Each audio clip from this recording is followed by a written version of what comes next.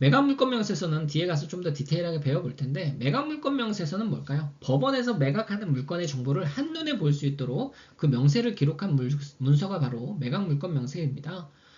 매각물권명세서만으로도 우리가 제가 지금까지 이야기했던 이론 있죠. 이러한 권리 분석이 그 한 장만 가지고도 가능해요. 그리고 법원이 직접 작성한 문서이기 때문에 신뢰도가 매우 높습니다. 그래서 매각물권명세서에 기재된 정보에 중대한 하자가 있다든가 혹은 이 정보가 실질적으로 많이 상이하고 틀려가지고 내가 재산상의 손해를 봤다면 매각 불허가 또는 매각 취소 신청을 하실 수가 있다라는 거죠. 한마디로 그 권리 분석을 더 쉽고 빠르게 해결할 수 있도록 법원에서 매각 물건의 정보를 그러니까 한 곳에 모아둔 문서다라고 보시면 되세요. 그래서 실질적으로 제가 아까 말소기준 권리를 잡는 거는 이제 등본 내에 시기적으로 가장 앞선 권리, 이걸 말소기준 권리를 잡고 그리고 전입세대 열람 내역을 통해서 세입자의 전입일자를 파악.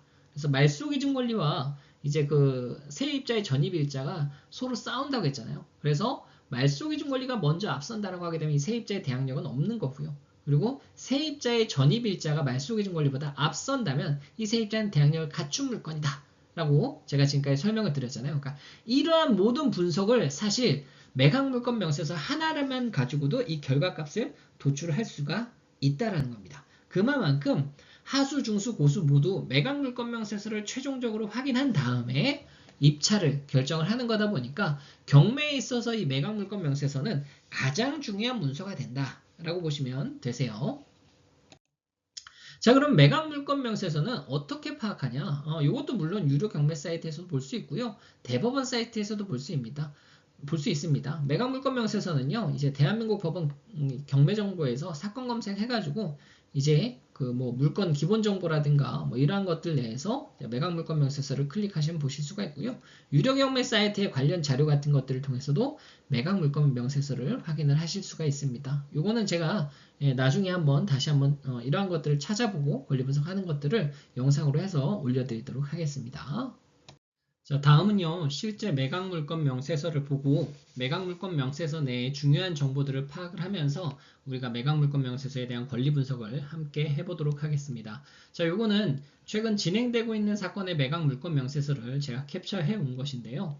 자, 이 물건에 대한 하나하나, 매각물건 명세서의 하나하나에 대한 이 정보에 대한 정의라든가 이러한 것들을 좀 살펴보고요. 권리 분석까지 함께 진행을 해보도록 하겠습니다. 자, 여기 지금 보면 사건 번호, 매각 물건 번호, 작성 일자, 사법보좌관 도장이 이렇게 찍혀 있고요. 말 그대로 법원에서 발행한 이 매각 물건 명세서다 보니까 사법보좌관에 도장이 있습니다. 그만큼 신뢰도가 높은 이 문건이다라고 보시면 되시고요. 그리고 여기 제가 빨간색으로 표시한 게 굉장히 중요한 정보들이거든요. 이런 것들을 한번 살펴보면 여기 최선순위 설정 일자라고 해서 2011년 8월 9일 근저당권이라고 설정이 되어 있고요. 그리고 옆에 보면 배당 요구 종기일 2024년 2월 29일이라고 되어 있는데 일단 최선순위 설정일이 뭐냐? 이건 말 그대로 최선순위로 설정된 권리를 말하면서요. 우리가 앞서서 등기부등본 내에서 말소기준 권리 잡는 법 배웠던 거 기억하시죠? 근저당권, 저당권, 압류, 가압류, 그리고 전세권, 담보 가등기,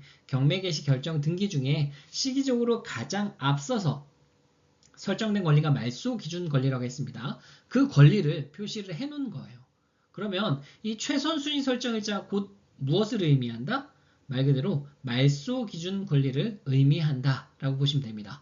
자, 그러면 최선순위 설정일자로 2011년 8월 9일 근저당권이 설정이 되어 있다 라고 우리는 이해를 하실 수 있고요. 그리고 이 밑에 부분, 여기가 바로 임차인에 대한 정보들이 나옵니다. 만약에 임차인이 없고 채무자겸 소유자가 점유 중인 물건이다 라고 하게 되면 이 밑에 이 가운데 이러한 정보가 있는 게 아니라 조사된 임차 내역이 없음 이렇게 표시가 되어 있거든요. 근데 여기에 지금 보면 임차인의 정보가 나와 있다는 건 여기에 임차인의 점유를 하고 있다는 뜻이겠죠. 그럼 이 정보들을 한번 보면 점유자 성명과 점유 구분, 점유의 검언, 그리고 임대차 기간, 보증금은 얼마며 차임은 얼마며 전입신고, 확정일자, 배당 요구 여부 이렇게 나오는데요. 우리가 여기서 중요한 부분들은 이 전입신고일자, 외국인 등록, 그리고 사업자 등록 신청일자 이게 바로 임차인의 전입일자를 이야기합니다.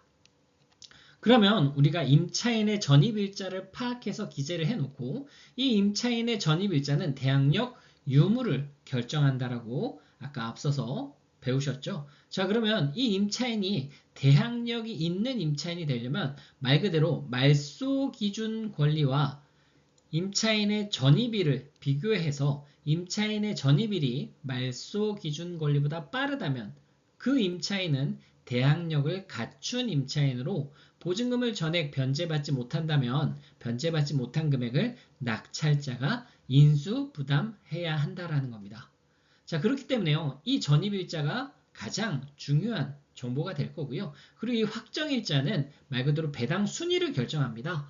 그래서 이 전입일자와 확정일자를 합쳐서 우선변제권 여부를 파악을 하고요. 이 확정일자가 없거나 혹은 확정일자가 느리다면 이게 대항력은 있더라도 배당을 받지 못하거나 혹은 배당 순위가 밀리게 되는 경우가 발생을 할 수 있거든요. 그래서 이 확정일자는 말 그대로 우리가 전입신고할 때 행정센터를 가게 되면 그 옆에 또 확정일자의 도장 여부라든가 아니면 별도로 확정일자 여부에 대한 이 프린트물을 우리가 이렇게 신청을 하게끔 되어 있어요. 그래서 거기에 나와 있는 그 확정일자 그거에 대한 정보가 여기에 파악이 되는 거고요.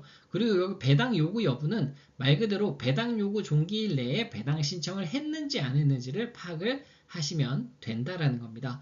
이 임차인에 대한 이 확정일자가 파악이 어렵거나 없다면 공란으로 나오고요. 그리고 배당 요구 여부 또한 이게 배당 신청을 하지 않았다면 공란으로 표기가 된다라는 겁니다. 그래서 이 세 가지의 정보가 우리가 임차인에 대한 권리 분석을 할 때 필요한 정보로서 굉장히 중요한 정보다라고 우리가 이해를 하시면 되겠고요.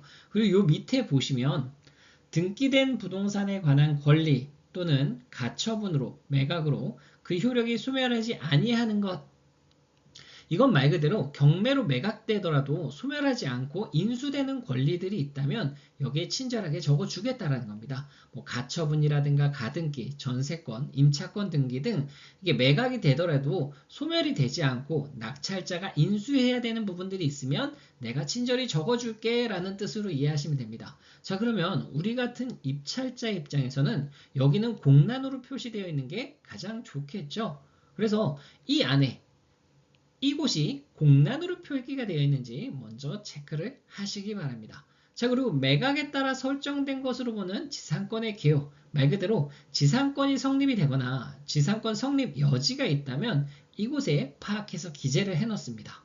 그러면 우리는요, 마찬가지로 공란으로 설정이 되어 있는 게 재산권을 행사하는 거에 있어서 지상권이 설정이 되면 조금 골치 아플 수 있거든요. 그리고 이 지상권 같은 경우는 아직 가처분도 마찬가지지만 초보자분들 같은 경우에는 이러한 것들을 정확하게 파악하기는 어렵습니다. 이게 법정 지상권과 구분 지상권이 있는데 이러한 것들을 제가 지금 시간에 이야기하는 건 조금 시간이 오래 걸릴 것 같고요. 여러분들은 그 대신 이것만 파악하시면 되세요.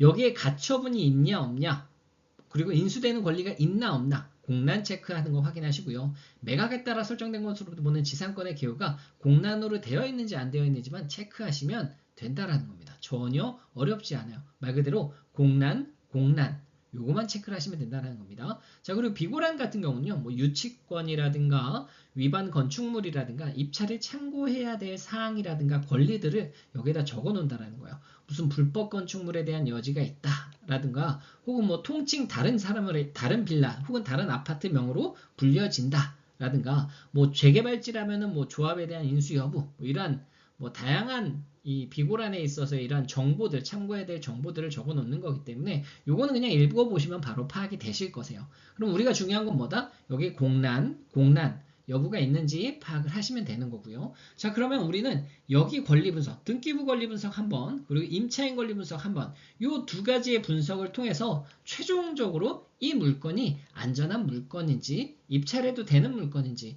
위험한 물건인지 리스크는 없는지 파악이 가능하다라는 겁니다. 자, 그러면 우리 이 물건 한번 권리 분석을 해볼까요? 자, 이 물건은 지금 임차인, 주거 임차인이 존재하는데 이 임차인은 권리 신고를 했고요. 2억 1천만 원의 보증금이 있다고 이야기를 합니다. 자, 그리고요. 전입은 언제 됐다?